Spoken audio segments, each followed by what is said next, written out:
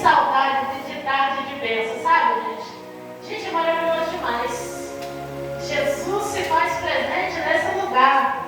Pastor Elias não para não, tá? É mistério. Já não se vê mais por aí tarde da bênção. E esses cultos de tarde da bênção são cultos nos quais muitas pessoas são libertas e são cultos nos quais as pessoas recebem vitórias. Porque vem nos cultos de tarde da bênção quem realmente está precisando de ouvir Deus falar. Quem procura o culto de tarde da bênção é pessoas que estão gemendo, chorando, que estão precisando de socorro de Deus. É pessoas que estão precisando que Deus entre com providência, que Deus move. Amém? Quero compartilhar com os irmãos um versículo que se encontra em Provérbios 28. Provérbios 28, verso 13. Glória a Deus.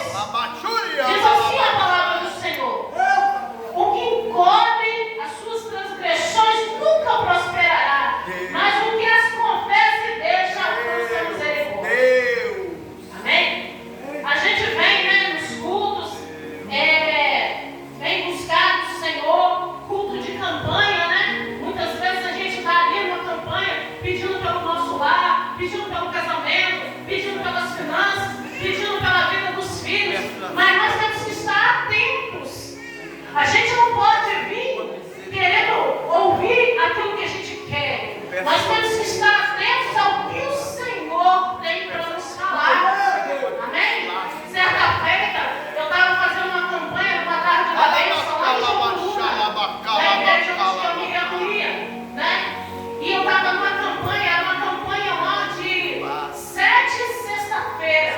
Era uma tarde da bênção que começava na quarta, que era na quarta-feira, o dia lá do culto era na quarta-feira.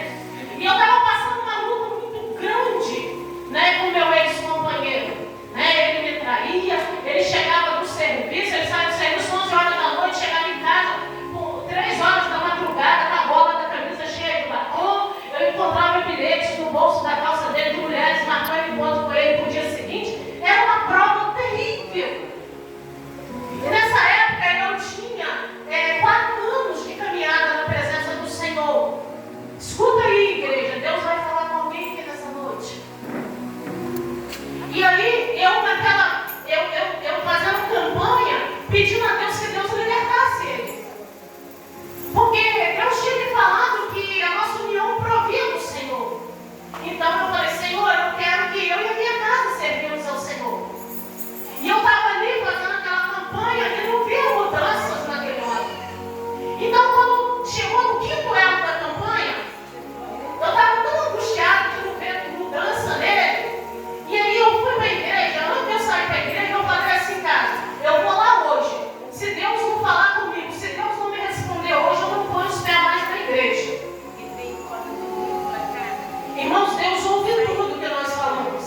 Deus ouve tudo. A palavra de Deus diz que Ele não dorme. Ele ouve tudo.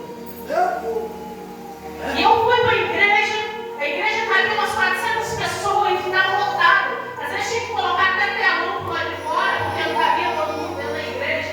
E a igreja lotada, e o culto acontecendo, corinho de fogo, e aquela bênção, e o povo em mistério. E eu estava ali sentada na cadeira, com a cabeça encostada na parede, chorando, esperando Deus falar. Deus estava falando, eu não estava querendo entender o que Deus estava falando.